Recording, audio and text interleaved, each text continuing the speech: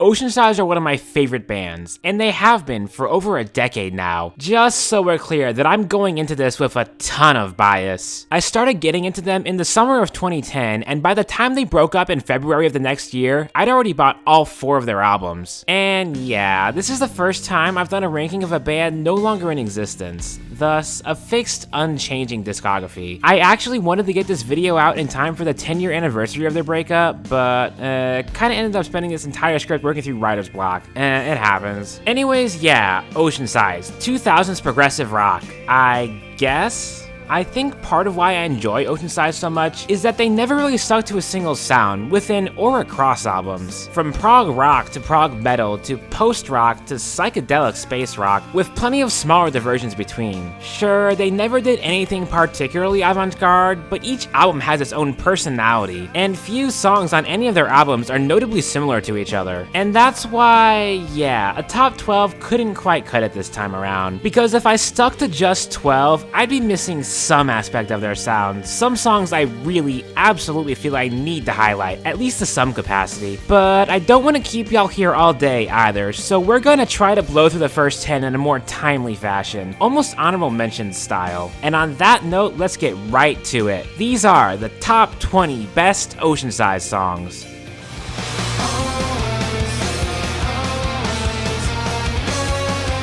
Oceansize had a number of EPs besides their main albums, but the EP that this song is off of, Music for Nurses, is the only one I gave any real serious consideration to when making this list, as the others I either find underwhelming or just have straight never listened to, since most of them are comprised of tracks that eventually made it onto albums anyways.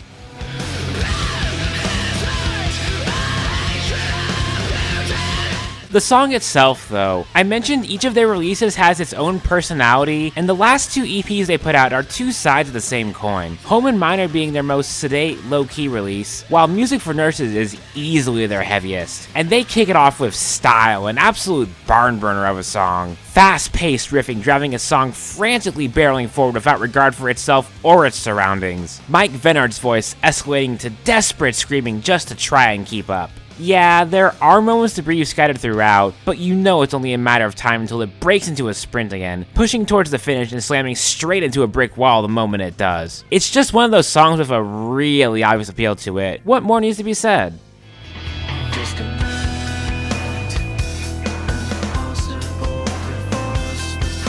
While Oceansize albums within themselves are often fairly diverse and distinct from each other, it's also pretty easy to pick up on some trends across each album. Each often had one song that really went for an unsettling, almost horror-leaning vibe. Songs like Paper Champion and Meredith, which, coincidentally enough, were my last 2 cuts from this list. This one just sticks out a little bit more for me in this vein.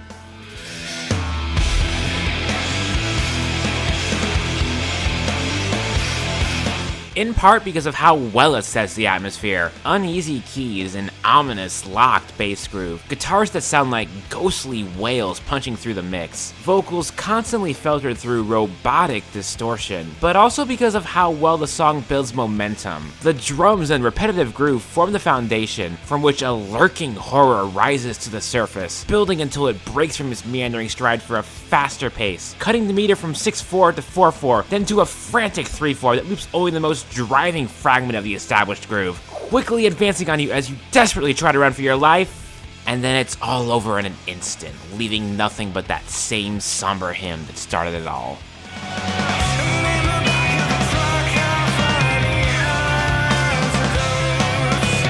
I actually didn't like this song for a long time, would have easily called it my least favorite off Frames 10 years ago, but I don't know. There's something about how abrasive and out of place it feels, both within the scope of the album and their discography as a whole. Even from the word go, it breaks into discordant guitar noise, tuneless riffing, and completely off-key singing, and it only delves further into madness in its back half. Vocals harmonizing with a bizarre and uncanny guitar melody over an equally off-kilter rhythm section. It's all so alien. Even in their heaviest moments, the band tends to stay mostly melodic in nature, but not here.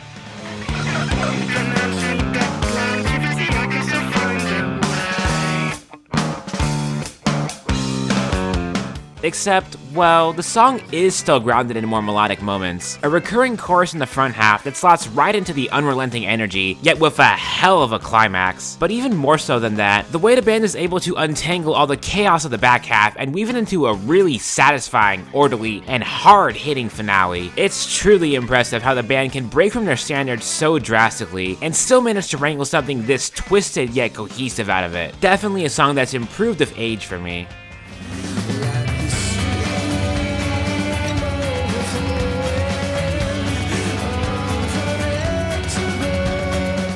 Everyone Into Position, the band's second album, is definitely their most accessible record, and no other song on the album better represents this than New Pin, by no small margin the poppiest and catchiest song the band ever released. Seriously, it's an absolute monster of a hook, and I'm positive there's an alternate universe where this song became a radio smash.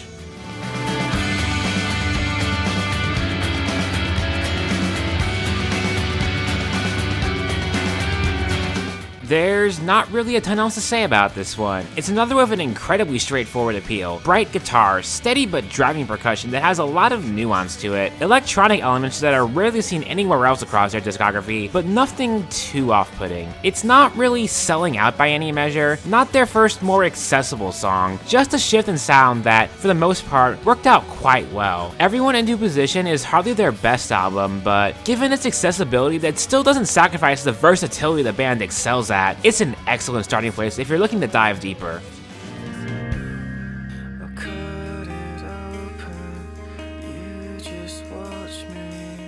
This is probably my weirdest pick because, well, this song's the middle of a 3-part suite, and it's basically just an extended build-up to the EP's closer. But if I included the entire suite in one entry, it probably wouldn't have made the list at all, so here we are. This song is another in the band's ominous, unsettling lane. At least, it starts that way with a slow, meandering groove. A pack of zombies, or zombie dogs even, listlessly limping forwards.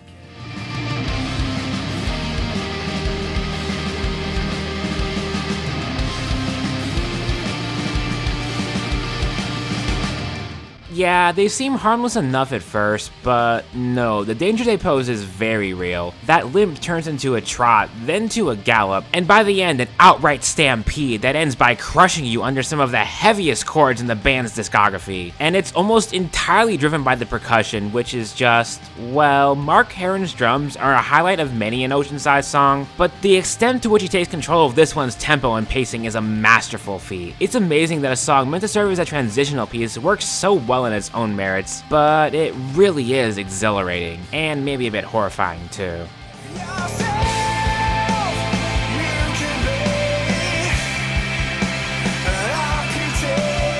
Another really straightforward song with a killer hook, but Christ, this one just sounds massive, important, self-important even, acting like it's the center of the world, but god damn it, it earns that narcissism. It's basically maximalist grunge, using FLRS's post-rock infused sound to bring as much bombast as possible to the table. Even the quietest moments have as much going on as most other songs' loudest, and thus its climaxes are galactic in scope. Oceansize's triple guitar team building the most colossal walls of guitar noise possible, yet Venart still manages to pierce through them all with one of the most soulful performances of his career.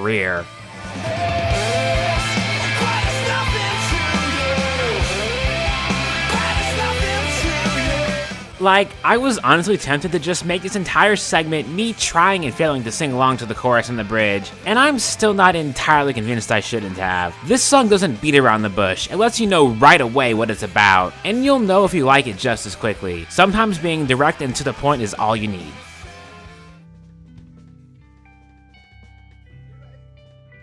I'm just going to let this one speak for itself.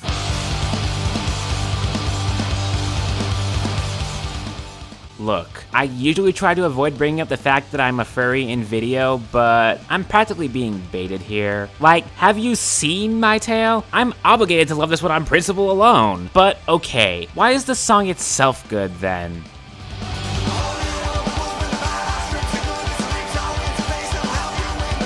This song is too much, in the best way possible. It's utterly exhausting to listen to. Non-stop, manic, jagged, overwhelming, breakneck. I could go on, but you get the idea. The entire thing is based in a groove with a time signature of, and yes, these numbers are right, 11/16, and they just run with it. The band's final album, Self-Preserved While the Bodies Float Up, is practically the sound of the band falling apart in real time. It's scattershot, it's frantic, it's basically a dumping ground for any and all of the band's weirdest ideas, and all that chaos converges into a whirlwind of sound before the album's fairly languid conclusion. This is probably the last song I should be recommending to any newcomers to the band, but if being relentlessly pummeled over the head for 3.5 minutes sounds like your jam, then boy howdy have I got a song for you.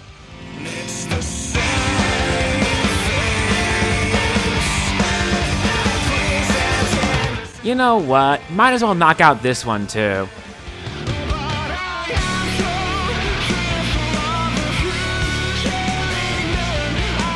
It feels almost pointless to discuss these songs separately because they're both basically accomplishing the same thing for their respective albums. A more accessible entry point, placed second on the album, that gives a glimpse into what the rest of each album is going to focus on. They're basically overtures in that regards.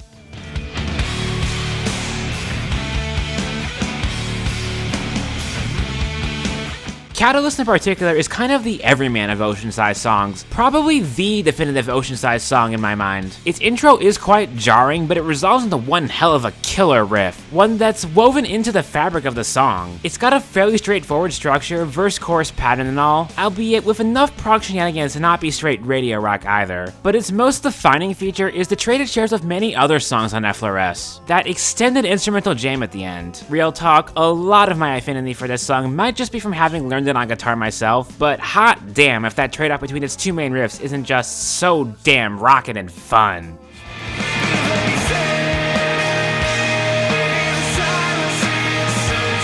Unfamiliar, on the other hand, is progressive as hell, much like Frames in its entirety. The whole album is them doubling down on their prog elements, to such an extent that it's famously claimed that there isn't a single measure of 4/4 time anywhere on the album, which I am fairly certain is untrue, but even beyond that, there's a ton of interplay between the three guitars, more textured and complex drum work that never loses the groove of the song, and some enthralling climaxes. The run from the quiet bridge all the way through the end especially is just a fantastic stretch of build, resolving in a massive, glorious finale.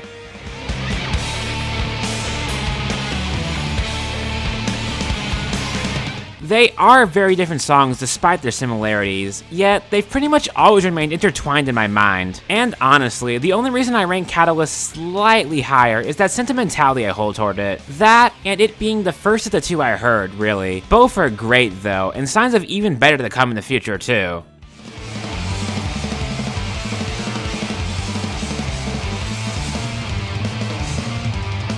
Rounding off the first 10 songs on this list is the last and best of the band's absolute metal bangers, and they're most chaotic too. It's My Tale had a similar manic energy to it, but it was content to lock itself into one groove. But no, not here. This song is all over the place, easily the most colorful and disorienting listening experience in the band's entire catalog.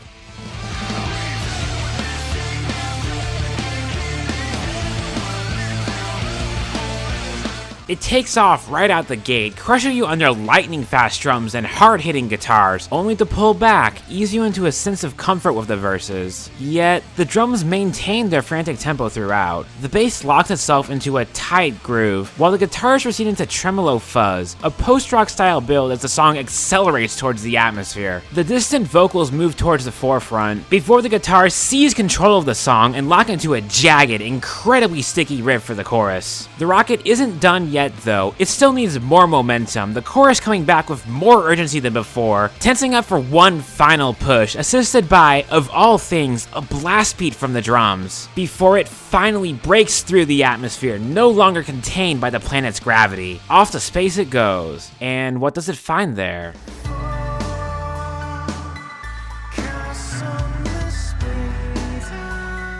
It's pure coincidence that this ended up right after Build Us a Rocket on my ranking, but it sure is convenient cause, yeah, regardless of whatever the lyrics of this song are about, what it really does sound like is a chill yet also chilling space cruise. Steady and downbeat, cold and lonely, seeming to stretch on forever. It's a great contrast to the excitement and chaos of the previous track. Just another example of how smartly Oceansize albums tend to be sequenced.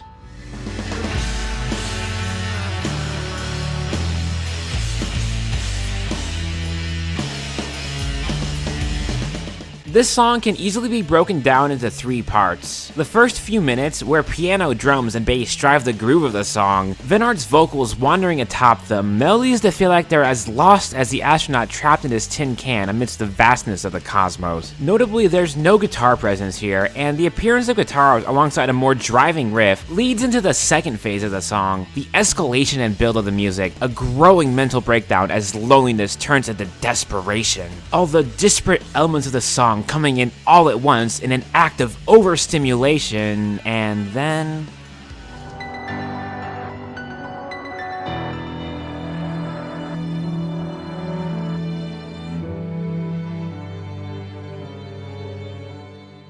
that internal struggle morphs into acceptance. What can you do but accept it? The shuttle's course isn't yours to change. It knows where it's going, and it will take you there, safely or otherwise. The best thing to do is simply relax and let it carry you. Lose yourself in a hypnotic, seemingly endless sea of strings and piano. Like waves, your steel ship is carrying you on until you drift off to sleep. It's the first true moment of release the album has had up to that point, what it was building to all along, and if it truly did go on forever, I wouldn't complain for a second.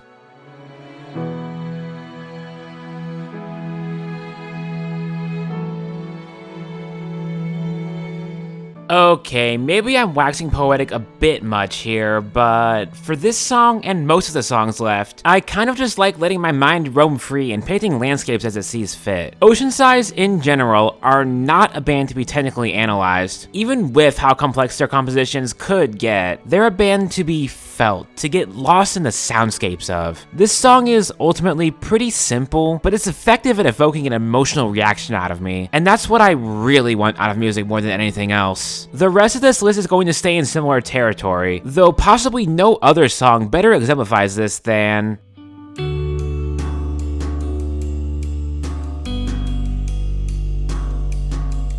not to be confused with their EP of a similar name. This song serves as the antithesis of that EP's heavier, harsher sound. It's music for a nurse, in probably the most literal sense. A theme song for the ideal nurse you'd imagine by your bedside. Comforting, calming, soothing, relaxing. Her only intent to make you feel good. Bright melodies, distant, almost indecipherable vocals, and a lush, enveloping atmosphere. Yet the drums providing just enough of a pulse to keep it from feeling like a straight-up lullaby.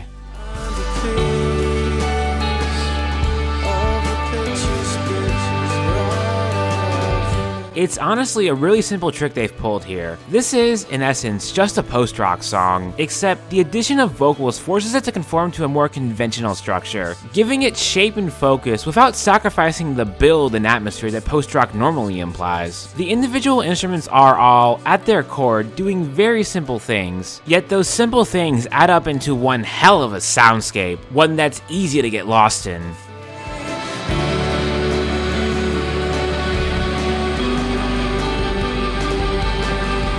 And that nurse really does take good care of you, even when things take a turn for the worse. The beeping of your heart monitor becoming irregular, the nurse rushing right back over to bury that fear with her comfort, but both her and that incessant beeping fade into the background as the embrace of death comes to claim you. It's not a cold embrace, but a warm and cozy one. You couldn't ask for a better way to go.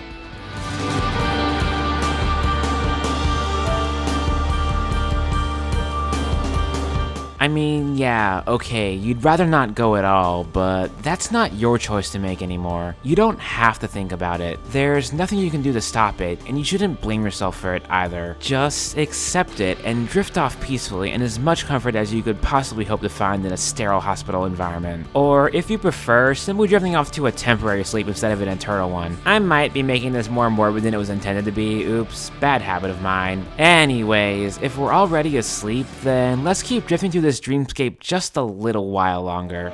The future hates 'cause the sleeper.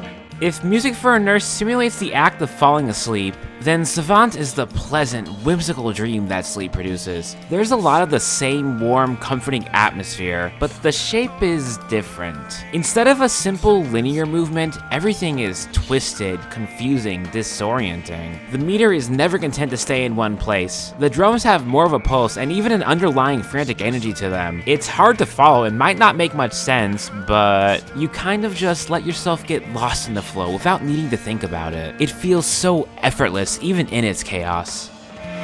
When I see us in faraway skies, I could not say.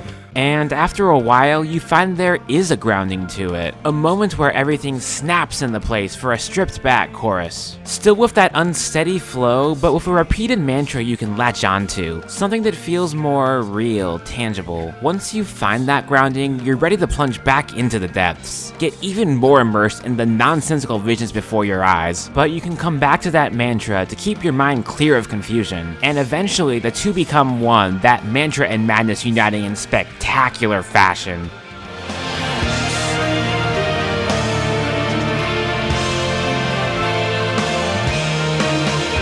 And when they do, it's a moment of triumph, an entire orchestra joining in with its own melodies and images. But you know now there's nothing you have to do but let it simply wash over you. And when it does, when that sense of triumph overtakes you, it drowns out the noise. The mantra and the dreams both fading into the background as you hold on to that feeling, knowing you're going to be alright.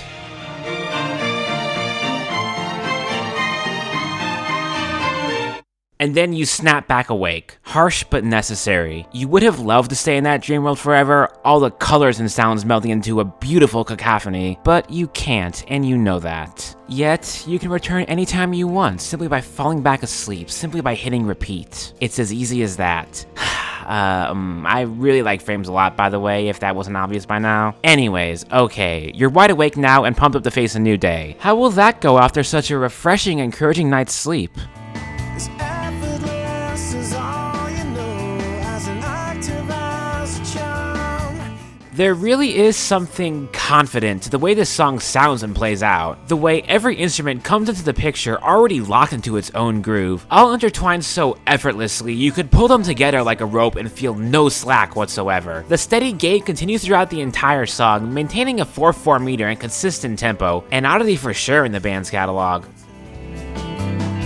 And I would beg the kids to just come outside and play. And yet, while the lyrics try to project confidence, they certainly seem to be forcing that smile. It starts out, as effortless as all they know, but small failure after small failure starts piling up. Yet all the while, that confidence never falters, at least not externally. Despite the stability of the instrumentation, the song is unable to find the chorus, a mantra to ground itself in, and as more cracks in that facade start to show, it's only inevitable that You tried, but you won't make it pay.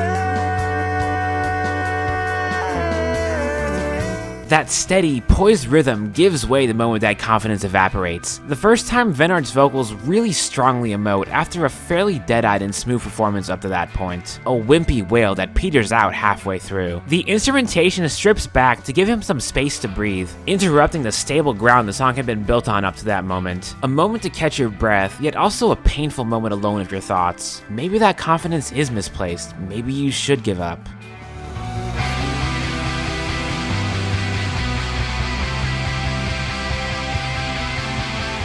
But no, that's not the kind of person you are. Even if the world's against you, you'll take whatever change you can find and build it into a fortune. Take the broken instruments discarded on the side of the road and build an entire orchestra out of them. You finally find that mantra, that melody, and hyperfixate on it, turning it from just a whisper into a declaration of triumph. A glorious climax at the end of an arduous journey. You'll make your own future entirely by yourself if you have to. After all, you can't keep a bad man down.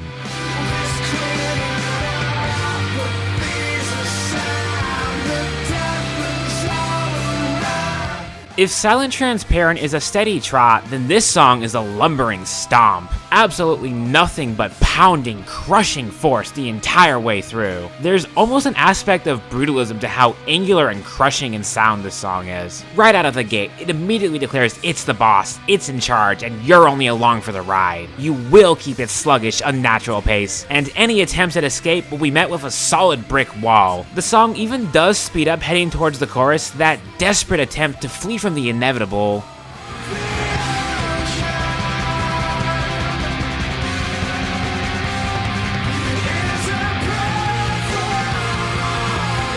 But, of course, it stops your futile attempt almost immediately and reestablishes its dominance without missing a beat. It's not like pointlessly heavy or colorless either. It has its own anthem, almost a marching band feel to it. Not the last time on this album either, but we'll get to that one in time. And it's never steady in its rhythms, jumping between meters almost without you noticing because of how each and every measure just slams you over the face to the same degree. An endless maze that, from a bird's eye view, would be simple to escape from, yet it all looks the same from your perspective, practically a prison without a locked door.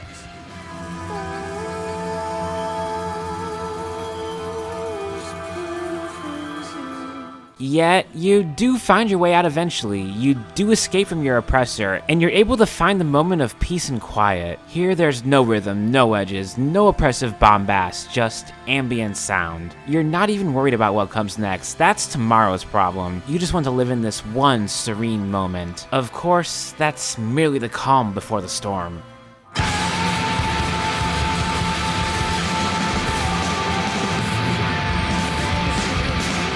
The best way I can describe this, frankly, breathtaking climax is apocalyptic. Overcorrecting for the quietness before it by aiming to tear down everything in sight, just to finish you off. You're not allowed to escape, they won't let you, and you inevitably don't. Ending back on the same mantras as before, yet with a desperation here that wasn't present before. A last dying scream as the earth burns around you and the smoke fills your lungs. You slowly fade out and the ills of the world disappear from your mind as you do, but into a temporary sleep. You're not dead yet, and the moment you wake, well, the world's still burning and you need to run through that fire if you want to make it out alive.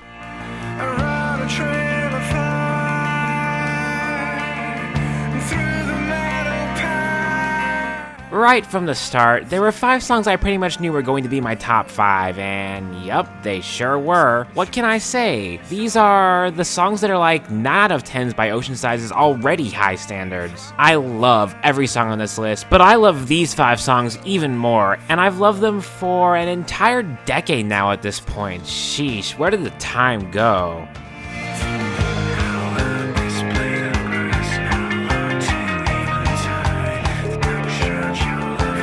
This song really does feel like wandering through an apocalyptic wasteland. It's melancholy and lonely. The world is on fire, yet all you can do is watch it burn. You're not even in danger, at least not for the moment, but you don't have much hope of a future. And that's just a constant stretcher that weighs on your mind more and more the longer you roam. Maybe you'll find some sort of drive, a steady chorus that lasts for but a moment, before returning to the somber, ambient melodies of the rest of the world around you.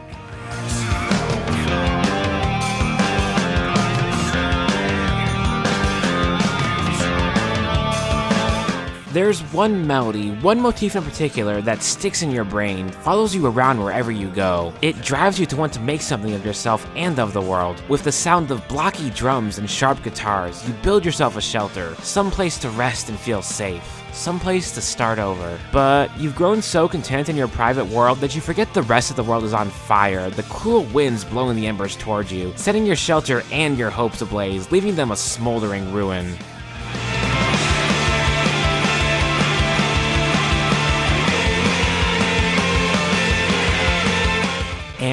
They know where you are now. The place went up like a bonfire. You basically created a smoke signal leading right to yourself, unprepared and defenseless. The only thing you can do now is run, a mad dash to get as far away as possible, all while the roar and crackle of the fire grows in volume around you, a wall of shrieking guitars drowning out your desperate cries for help. Yet you keep running and running down that trail of fire, and soon...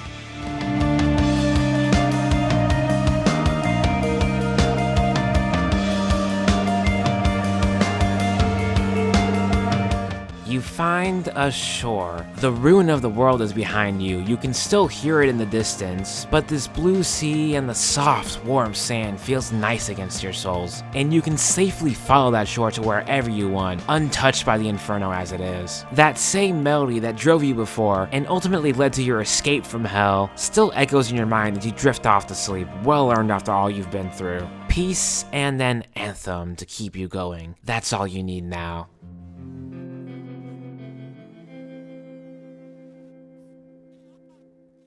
I said towards the start that Oceansize albums tend to have a few tropes to them, and, well, we're just now finally getting to the last big one. The epic, powerful closer, often the most post-rock influenced track on the album, and in almost all cases, my favorites on each album too. Yeah, we have 4 songs left, and 3 of them are album closers, whoops. This one's, well, like most post-rock, it's a long build to a fantastic payoff, and it starts so serene and peaceful. Just simple melodies and atmosphere without any implied sense of rhythm. Dreamlike, dreaming? Am I still dreaming? Yeah, I'm safe for now, but I still need to keep moving, right?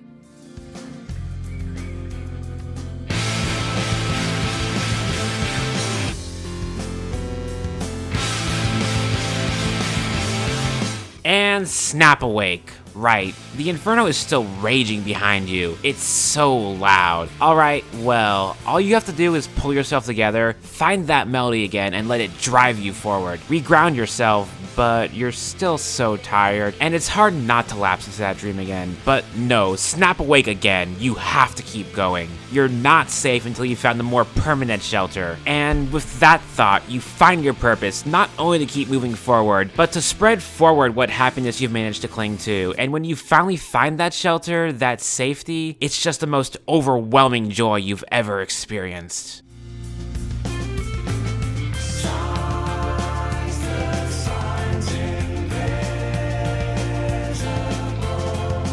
Remember when I said that there's one more song on this album with a marching band feel to it? Yeah, that about sums it up here, except you're marching to the beat of your own drum now, not to someone else's rhythm. All your joy comes out in an anthem of triumph, and everyone else joins in too. The other survivors celebrating your safety, and entire bands, orchestras even, joining in to back up and even overwhelm that choir of voices, drowning out that raging inferno, that looming danger, with an even louder cacophony, all in service of celebrating life instead of death.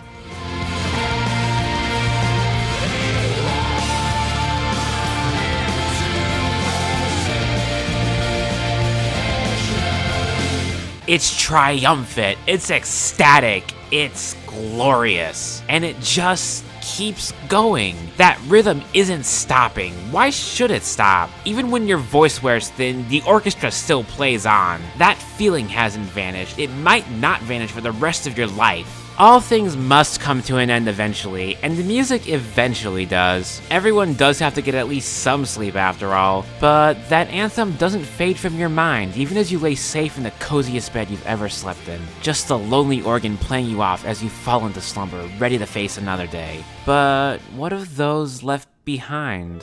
Run, Tommy, run. Did you get all you want? This song sounds like death. This song is borderline hopeless. There have been other songs on this list that play into a horror sound, but they were merely scary at most. This song is chilling, straight up terrifying, just God. I'm at a point in the list where I don't even want to write about these songs anymore because it really is 100% just about how they feel to listen to. And I can't think of any other song I've ever heard that evokes such a strong urge to run the hell away and never look back. But, you know, in the exhilarating way. I understand that might not be for everyone though. Music that makes you feel absolutely, unquestionably awful. It serves as a warning to me, just like most of these days do. 'Cause I just Like, even from the very start, it isn't a music box, a common instrument of horror, but between the muffled quality of the audio and the sharp, eerie tones, you sure could confuse it for one. The lone melody playing in a dead, deserted world burnt to ashes. Your voice on top of that melody is unsteady, unable to lock into its rhythm. And your footsteps, the beating of the drums, lock into another rhythm entirely too. The use of polyrhythms here to drive a disorienting atmosphere here. Christ. Nothing is in sync. Nothing feels right.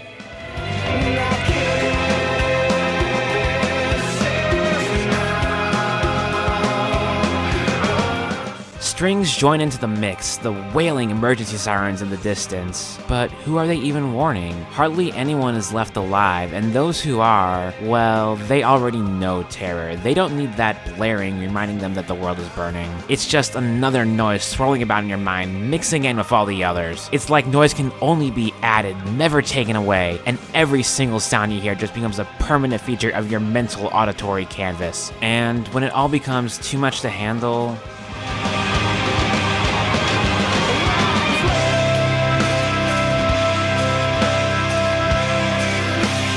all you can do is cry out in desperation to try and break through the noise, to find some stable ground, re-establish a familiar rhythm, falling in sync with, of all things, that music box, which, despite everything going on around you, persisted the entire time, holding its own rhythm separate from the rest of the world's. Yet, you know it's all in vain. You feel the weight of the world crushing, stomping all over you, the pummeling of the guitars like a physical force against your body. Your screams go unheard, the last of your energy spent, collapsing on the ashen dirt, knowing you probably won't wake up again. The cacophony of the world around you fading away. Will you be remembered, or will you be forgotten? These are the secrets you share. These are the words you cannot. Awake from your long apocalyptic dream. No, things aren't that bad yet, but to you, it feels like the world has ended, wondering if it's worth it to keep living if you can't be with the one you love, the one who didn't love you back, the one who left you for another, both of them in their own personal utopia safe from the barren wasteland of loneliness. The music is prettier now, more subdued, but it's not a comforting beauty, more of a mournful dirge. Melancholy guitars, funereal strings, a languid, sleepy rhythm, all that accompanies your quiet whispers of anguish. Too late to tell you wrong.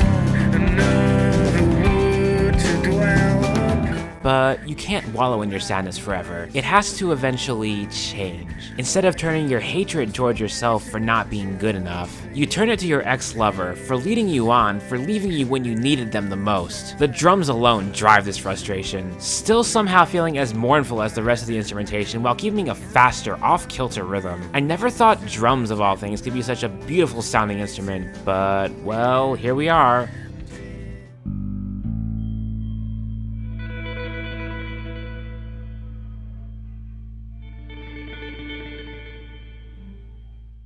I'm not really qualified to speak on love and heartbreak myself, admittedly, since I don't and probably won't ever have experience with either, but Christ, this song is just beautiful in the most heartbreaking ways. This song, more than any other song in their discography, is why I fell in love with the band in the first place, Efflorus being the first album of theirs I got, and it holds a special place in my heart for that alone. And really, the only thing that could ever top it, well, just a little more patience, alright?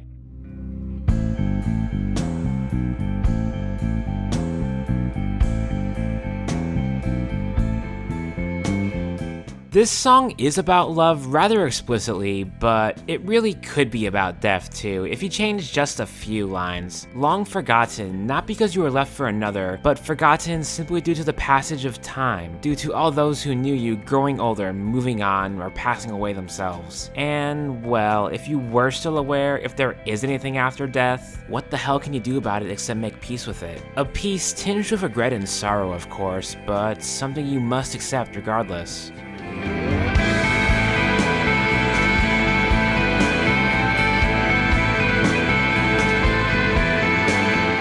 And so, take those somber guitars, take that orchestra, command it, become its conductor. No more of this self-flagellating sadness. What good is it going to do? I order you to play me off triumphantly. Not so much that it drowns out the message, but enough to really feel like something has been gained through all of this. Through all your struggles, your failures, your growth and perseverance. At the end of the day, it was worth something in the end. Maybe you're not the focus anymore, not the picture, but you can still be the frame surrounding it.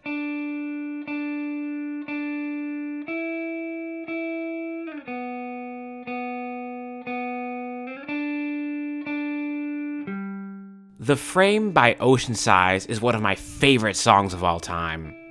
No, that's underselling it, honestly. The Frame by Oceansize might be my favorite song of all time. At least, sometimes it is. These things are fickle, since there's one other song I can think of that can hold that spot in my mind, and maybe I'll make that list someday, but suffice to say, this is a straight up 10 out of 10 for me, musical perfection. At the very least, I have never heard a song more beautiful than this one in my life, and I don't know if I'll ever find one. If it's even possible to usurp a song that's been a part of my life for over a decade and has not faded on me even the tiniest bit during all that time. I can hold you all together. I don't even want to do the whole bit I've been doing for most of this video with this one. I don't know if I even could. This song just means too much to me. The way it sounds, the themes it explores, just... God, everything about it, it's so perfect. Like, if you want an example of just how much this song dominates my life, well, okay, here, listen to this little motif. That 7-note sequence recurs a lot throughout the song. I'd go so far as to call it the main motif of the entire song. It's just a pleasant little melody. Anyways...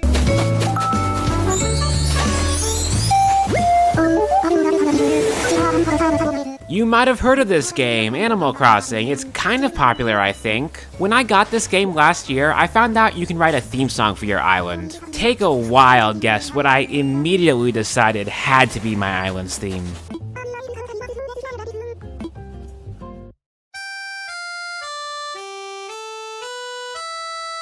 Yeah, it's obviously not perfect, the game won't let it be, but damn it, I made it work anyways because I had to. I needed that motif to follow me around everywhere on my island because I will never get tired of it. And that's just one melody in this song, one of many.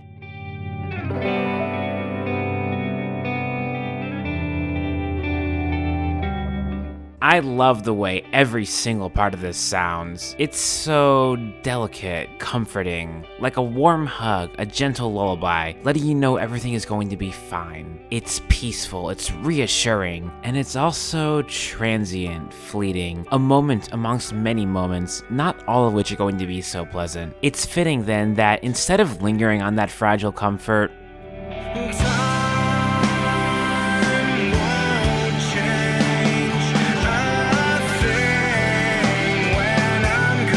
the song knows when it's time to let that facade crumble and show some real power, real emotion. And it's not sadness, more so acceptance. Because the song is, well, in part, about accepting that you will one day die, but also the act of succession, a realization that it's not about you, but rather what you leave behind for others. Lyrically, it follows the same father-son dynamic of a song like Luke Combs' Even Though I'm Leaving, but there's just something about the way it's presented here that gets to me even more.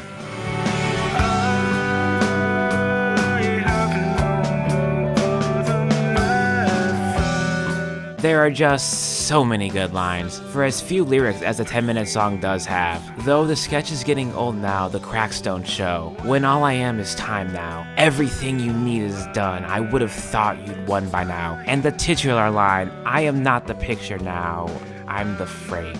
I am no longer the focus. Yet, I am what surrounds the beautiful picture you've become. God damn it.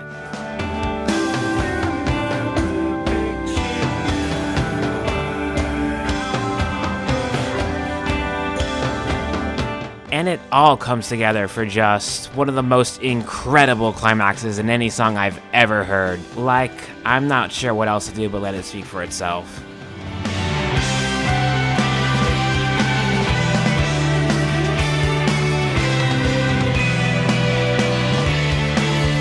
I think why this song in particular has stuck with me, why it feels so important to me, why it still gets me goddamn teary-eyed each and every time, is that it's not only a song I fell in love with at the right age for it to be a formative piece of music for me, but it's also a song that I don't think I will ever grow out of. If anything, it's only going to be a song that grows on me more and more the older I get. Many of my favorite songs, yeah, I might have loved them more at some point than I do now, or I could see myself tiring of them over the years, but this song will never grow old. And that, more than anything else, is why I feel more confident now than ever in calling The Frame by Oceansize my favorite song of all time. I'm Cyril, and play me out, boys.